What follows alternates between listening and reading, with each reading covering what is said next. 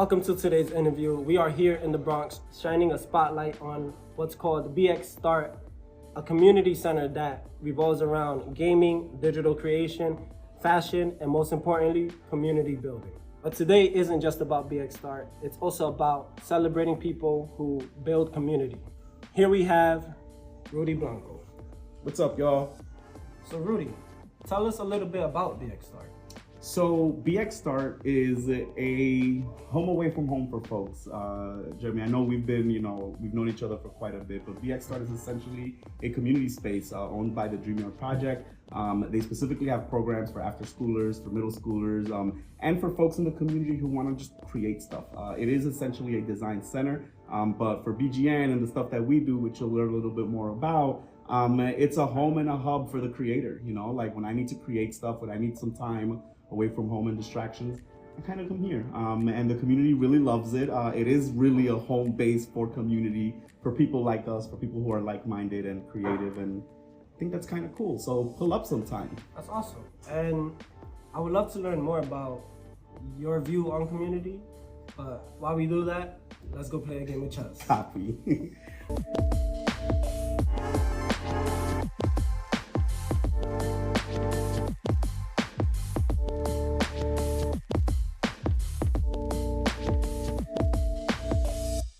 How new are you to the game of chess? I love chess. I've known it since I got to this country. I came from DR. My uncle taught me. I've always been fascinated at the fact that it's not checkers, and that every piece has its purpose and does its own thing. So I've known about chess and known how to play chess since I was like about 10 years old. I'm a 40-year-old man now, but I'm not the best because I don't get to practice. So I'm kind of excited that we're gonna get to play a game of chess and talk our shit. So one principle in chess is to take control of the center, and usually that means either playing e4 or d4, but for this game I'll play e4. And typically the principles of chess is like, okay, you want to take control of the center, check. Next, you want to bring your pieces out, essentially. So typically the order is knights first, and then bishops, and then you castle, centralize your rooks. So it'll look something like,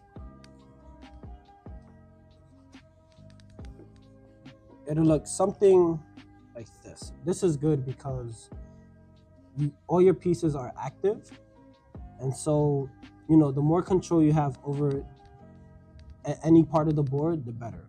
Gotcha. For example, this square is controlled 1, 2, 3 times. Therefore, black is discouraged to play d5. But okay, let's go back to the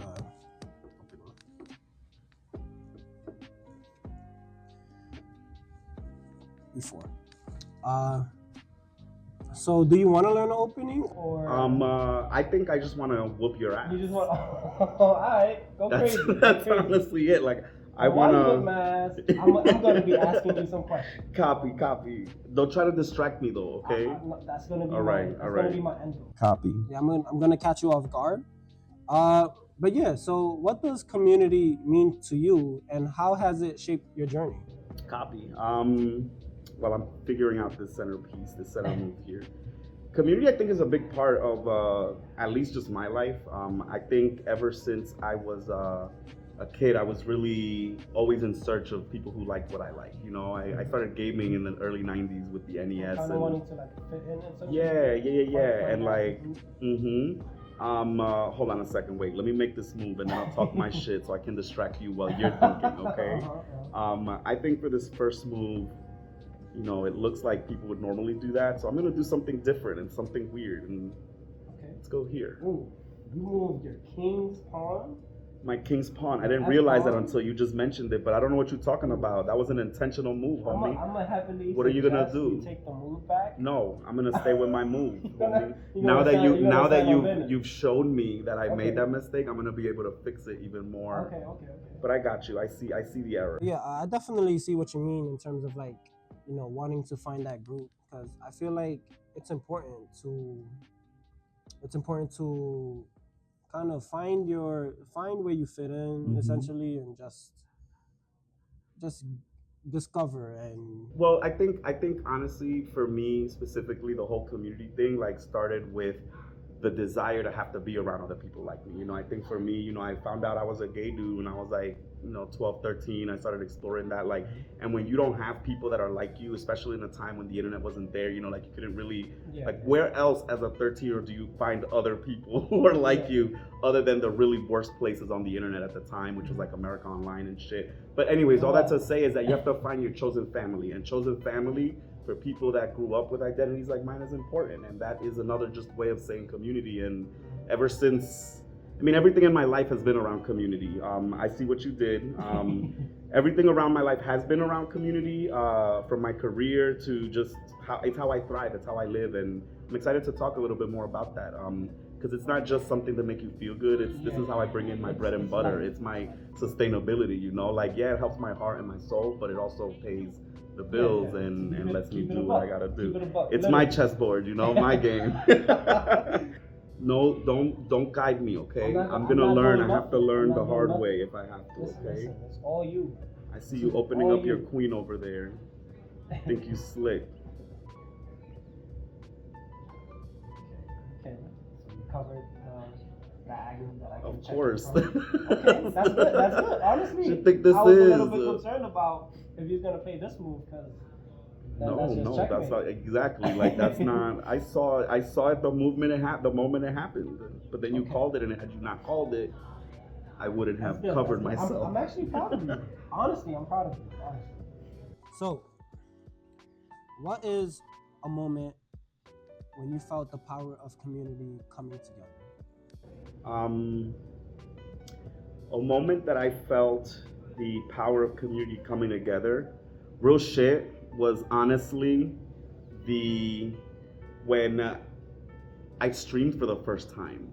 Like when I streamed Twitch, like obviously like I just told you about, chosen family and all of that. And yeah, I've known it younger, but as a grown man, like as an adult, and finding a community as an adult is already hard, right?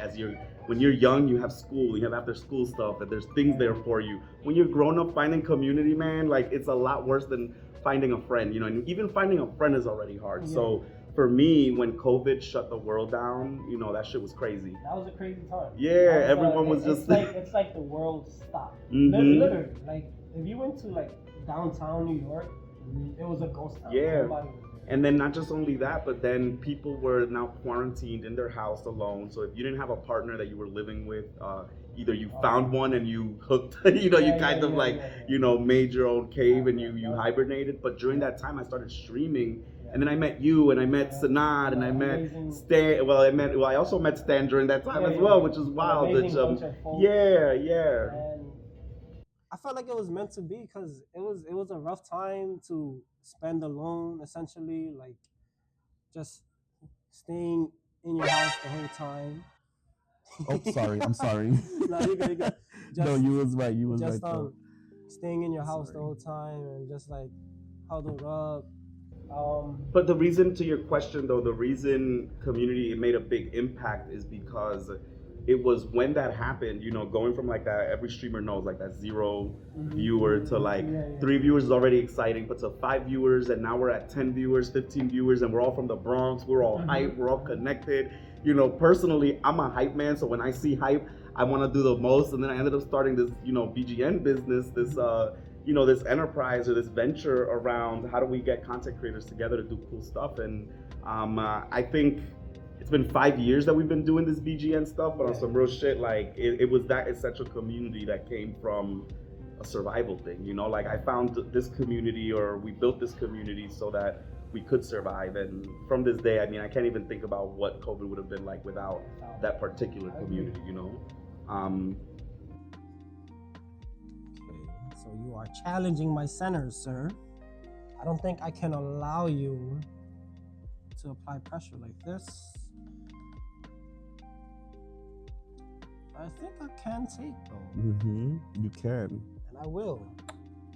First capture of the game. It's all right. So, of course, with all this like uplifting communities and stuff like that, how do you handle self-doubt followed by like imposter syndrome when that has happened to you? It happens more than I'd like to admit, man. Like in this game right now. I'm doubting every fucking everything in my bones. But you know what? It's a good example, and this is one of the reasons I love chess. Even if I don't play it regularly, just the concept, the philosophy around the strategy and how things move. It's like life, dude. You know, every piece is moving at the same time, and every piece is active until they're off the board. And to answer, I like to look at. My bad to cut you No, off. no, I go like ahead. to look at every piece having its own story in this environment. From the first move Yeah. until the current move, you know, like what I would like to think is a lot of chess players talk to their pieces, asking questions about, well, what are you doing here? They're working their asses off, and you're just chilling back here, like you thought. get to work. Get your ass up there. You know what I'm saying? Like get your ass in there. Yeah. But around what you're saying around just self-doubt, like I deal with that shit a lot, man. Like especially growing up Dominican, immigrant, 90s, where the pressure to be the most and the best. Yeah. You know, I grew up in a household where a good on a report card wasn't enough. You know, like I got my ass whooped for anything less than an excellent. And Wow. yeah, but I had a bad habit of getting N's for needs improvements and U's for unsatisfactory, but only in the social stuff.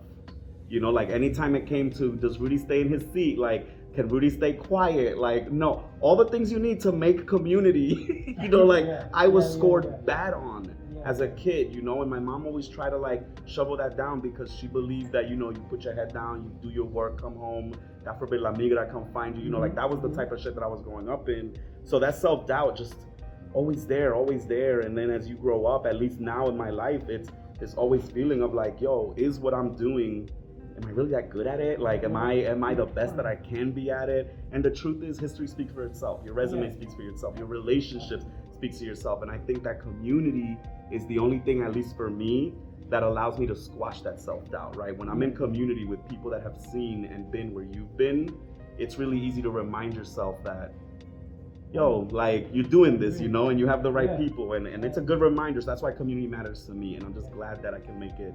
I can pay my bills with it. Otherwise, it'd be a problem. You know, we are in know, NYC, like we hugs pay and $1,400 for closets. Right. That's not good. But I'm gonna agree with you in saying that when you have those times of self-doubt, the people around you will remind you that you are that guy, like you are that person. Like they'll remind you of your all of your accomplishments that you've made. yeah. And if you build a community, in a healthy way, that just happens naturally. Yeah. Right? Like we tend to shout each other out. Like for me, like if I'm ever building a community, shouting people out might sound corny at first, but as a function of a community, if you want a good one, there's a purpose for that. You know, there's a reason I say, yo, good shit. Yo, I love what you're doing, because at the end of the way, whether it's for me or not, it's just I know that I would want to hear some shit like that, and that makes me be better. So you share that with others, you know, and you build that, which I think is essential for any community. I feel like a good word of advice of people who do feel self-doubt and imposter syndrome and all that is like, try not to get in your head about it as far as possible. Like, just, you know, remind yourself how far you've come versus where you were before. Yeah, and I don't know if it works for other people, but for me, aside from checking in with my community, like sitting down and writing down the things that I've accomplished as a simple task. Right? Like for some people, it might be the amount of diplomas I have. For some people, it's, yo, I worked 80 hours last week, right? Like whether you wanted to or not, it is still a fucking accomplishment. As a human being, you dedicated 80 hours of your lives for what reason? To put food on your table, take care of your kids, take care of your family. Those are accomplishments, and we don't think about that. So sitting down, whenever I'm in that self-doubt mode, I'll just open up my Google Calendar, or what is it, like my tick, which is like my checklist item, my task manager stuff. And when I look back at what I accomplished in the last month, I'll be like, I have done stuff. I'm not an imposter. I'm real. I'm here, you know? Like, just look at your evidence, you know? Did you go last or did I? That's when I was talking to my bishop. Oh yeah, you told your bishop to get to fucking work. Yeah. Work. Yeah, and that then- scared me. Yeah, now you Now gotta- I know. I see. yeah. I see. You put your bishop to work, and now my, you I was know. working, and now you gotta get your ass beat. You gotta get your ass beat. Let's go. But you know what though? You know what? When is it that I can castle? When there's no space between your king and your rook, but also, in addition to that, you're not intersected by a check. Gotcha. For example, if this was your bishop, you cannot castle. It's illegal because you're intersecting. Gotcha. Intersecting a check. Gotcha. Okay, I think what I'm gonna do here, I am going to put some pressure here real quick. Hold on. I like your idea. Though. I know, your but then I idea. saw something and 3 steps down the line that would have not been good for me. Because like in life, like we said earlier, right? This is why I love freaking chess. Symbolically, like, yeah, that would have been a good move right now, but 3 moves down the line, even if you thought it was a good move, the fact that I was able to see that you could have easily done some shit 3 steps down the line, like, come on. Now imagine how we all thought like that about our lives and our money. and that's why I feel like chess is important in that aspect. It makes you think ahead of what you want to do. Mm-hmm. I think I will. Yeah, I will. I'll risk that. I think it's worth it. So, if you had unlimited resources for a dream project, what would you create or build? Copy. I mean, I've always wanted to build and do a lot of shit. Right now, at this point in my life, as a freelancer, as a self-employed person, which that's its own story, you know, and I'd love to come back and play another game and, you know, talk that through. But I think if I had a dream project right now, it's to find a way to create some type of agency or space where creators that are like us, and what I mean like us, like Black, brown, disenfranchised, coming from communities like the one that we, and not from a deficit place, not that we're lacking, because I think we offer so much to the world, but I want to create a place where you can walk in, and if you stream, if you game, if you draw, if you design, like, to be able to come in and be like, yo, I want work, right? And then I want BGN and you know, our company to be one of these places where you can come in and we match talent to creators to create all of this stuff. So like, for example, like this interview, how cool would it be if there was a place like BGN, which there is, right, where you can go in and be like, yo, I'm trying to produce XY video, like, can you handle the socials, the videos, the production, all of that? And then we have a team of people to be able to do that. And I think right now, if I had all the unlimited money, bro, I would want a house in Westchester, motherfucker, in the nice area, not a content. I think a content house is the smallest version of what I'm dreaming about, because you did say unlimited funds, right? That's true. Because a content house is just a property, right? Like, I want to place a property that for people who are really doing the shit, you can actually live there, right? Like, if you're producing and you're doing stuff, you can live there. But most important, a place that can produce content and produce talent and then develop them so that we can claim our stake in, you know, where the world is. Essentially unlimited. Like, I want a fucking mansion here in the Bronx dedicated for creators, that is state of the art in terms of tech, in terms of all the stuff similar to what's happening at BX Start with the design stuff, but specifically for this genre and these group of people, because there's a lot of interesting stories out there, and in 2025, the only way you get representation is telling your story. And people just don't know how to really do that. And unlimited funds, that's what I want. A mansion, unlimited tech, state of the art. Imagine you just walk into a room full of like all of what you want right before your reach. I mean, it'd be nice. It'd be nice, but it's a dream, and I'm working towards that. But what we're gonna do here is, Get your ass whooped. Nope. That's what's happening. Nope. That's what's gonna happen. Go. Let me not. I'm gonna let you rock on that side. Your king, your king It's is wide on this open. side. But how do you know I'm not luring you? Lure me to what? A victory? No, luring you to think that I am not. Like, how do you know, right? That I'm not, I purposely didn't even open that up to dictate what you're doing right now. I know based off the story you're telling me right now. And the story you're telling me right now is you ain't doing shit. Shh. So I'm gonna capture this. Okay. Cause whatever you're doing on this side is none of my business. Like like you ever just walk down Times Square and you're just like mind your business with the tourists and all that. Like Mhm. that's what I'm doing right now. These are the tourists. This is my local area. Gotcha. Yeah. So as someone who's not only worked in education but founded BGN, what led you to explore freelancing? And if you could give advice to somebody who's trying to transition into it, what advice would you give? Sure. Great question. I think 2025 is the year for freelancing. 2024 too. Like freelancing, for folks who don't know, right, is the idea of just being self-employed, like making money for yourself. Like I'm my own boss type shit, right? Which comes with a lot of responsibilities, and it is not for the the faint of heart. Not for the faint of heart. So, like. But self-employed is something, it's a commitment that you make to yourself, right? The same way companies make commitments to you when you become an employee.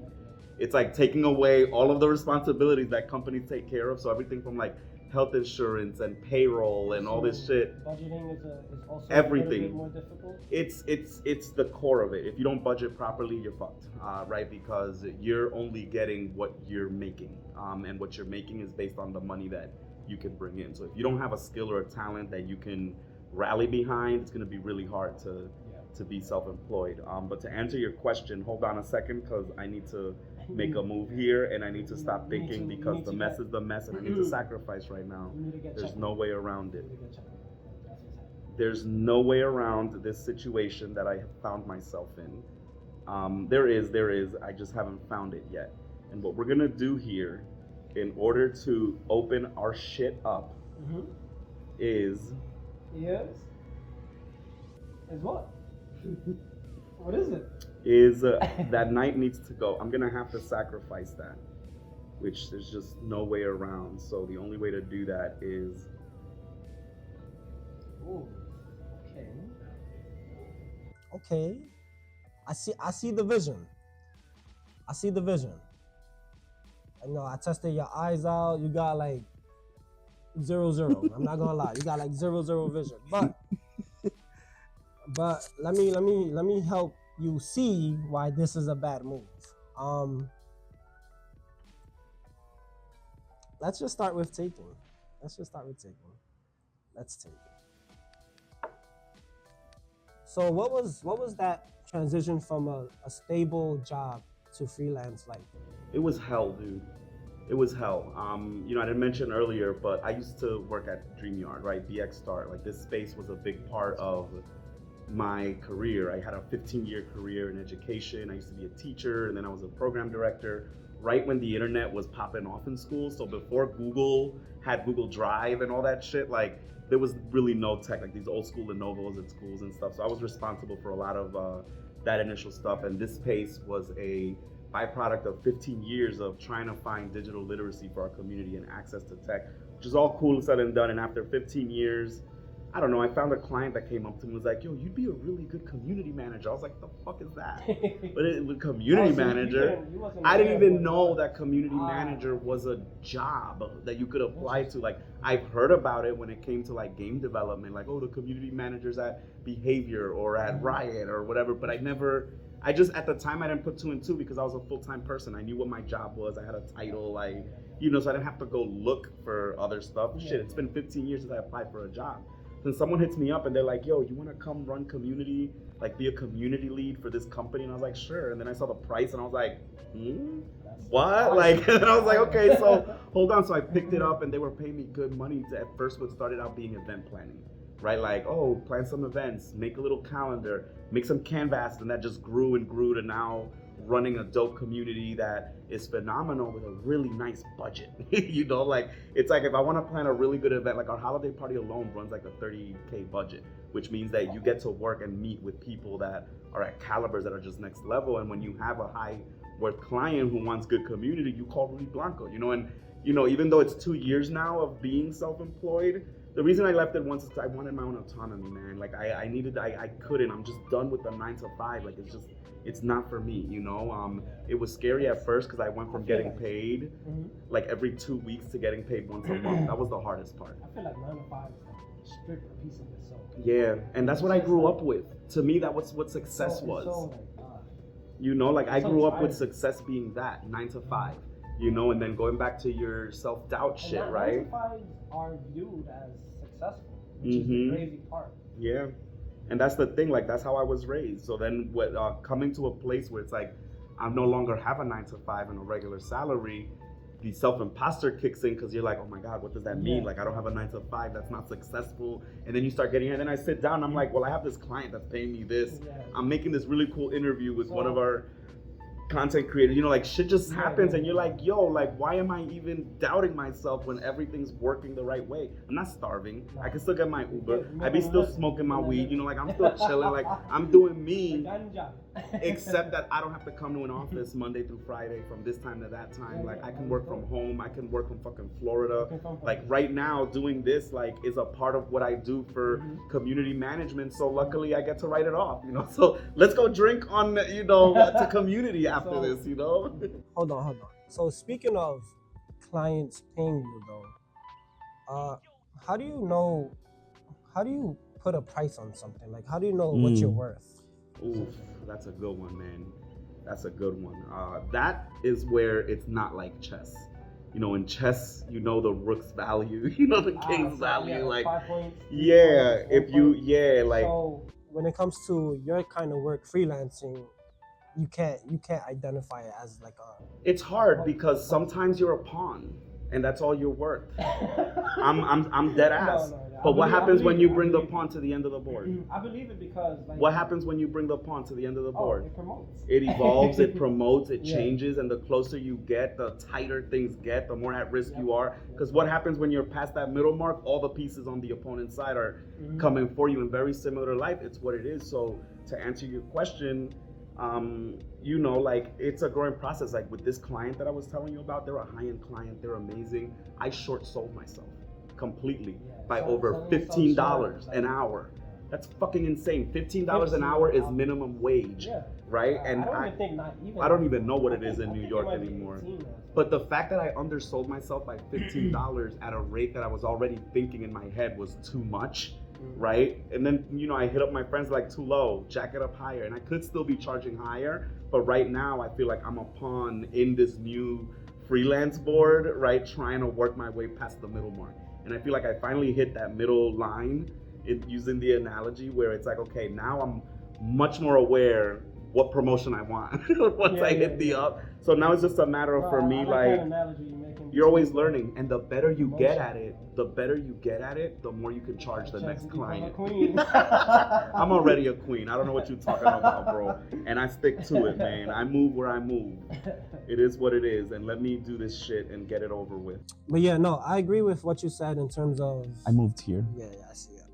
I agree with what you said in terms of selling yourself short, because me as an artist, when I put those prices down or whatever, you know, I done been left on red, no responses, or like not forget it, bro, or you know, just one of those like dismissive responses in terms of like putting a price on what you're worth essentially, or what your work is worth.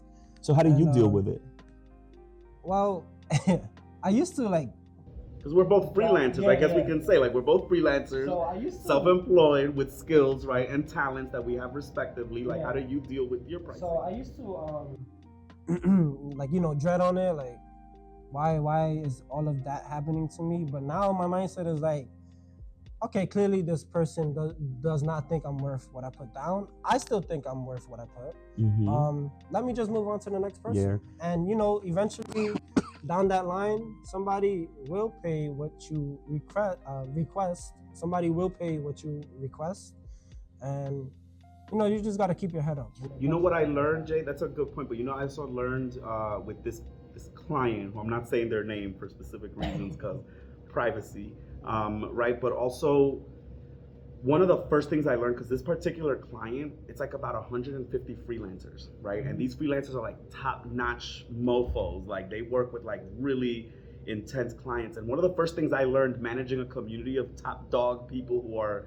go-getters, multi-million-dollar account freelancers, like that's where I want to be one day. Like, come on, bring me a mill. Like, what's up? Or it's not even bring me a mill. I think what's more mind-blowing for me is bring me a client who will pay me $1 million.